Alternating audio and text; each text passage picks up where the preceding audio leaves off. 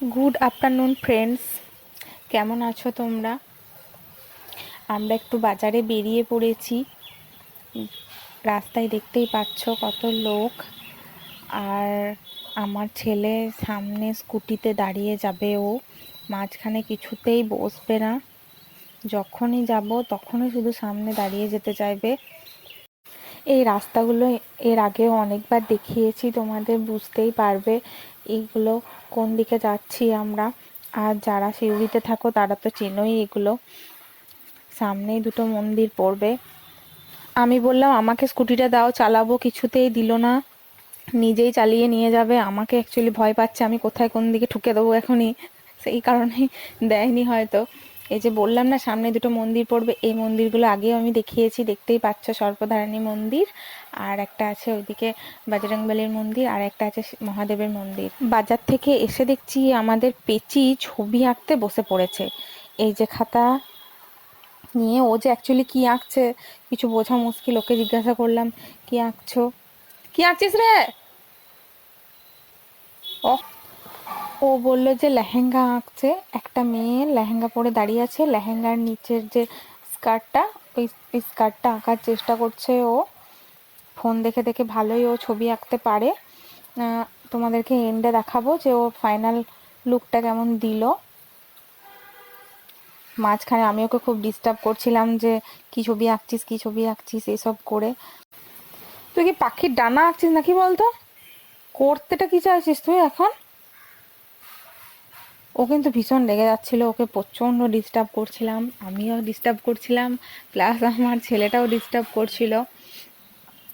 দেখা যাক ও কি করে। এই যে বকাবকি শুরু করে দিয়েছে, একদম ডিস্টার্ব করবেন এরকম, প্রচণ্ড রেগে যাচ্ছে। আবার না, সিরিয়াসলি আর ডিস্টার্ব করবো না, আঁকুক আঁকুক, ভালো করে আঁকুক। ওর জন্য ড্রয়িং টিচার দেওয়ার কথা আমরা ভাবছিলাম, তো ড্রয়িং টিচারকে ফোন করা হয়েছে, দেখি কবে আসে। আমার ছেলেটাকেও দেব, কিন্তু ও তো ভালো ছবি আঁকতে পারে না, দেখা যাক কি হয়, আস্তে আস্তে শিখে নেবে। ও হাতের আঙ্গুল আঁকছিস মানে ঘুষি মারবি কাউকে নাকি? এবার সিরিয়াসলি ও কিছু বোঝাতে চলে এসছে। এই যে এই স্কার্ট ফ্রক টাইপের, না ও তো ফ্রক বানাবে না বললো, ও বললো লেহেঙ্গা বানাবে। তো দেখা যাক কি হয় লাস্টে। আর ফোন দেখতে হবে না, এবার বানা, আঁক আঁক আঁক আঁক, জলদি আঁক। সাইডে আমার ছেলেটাও ছিল, ওকে বলছে এবার তো মেয়েটাকে আঁক, এঁকে মুখ টুক কর, তবেই তো বুঝতে পারবো।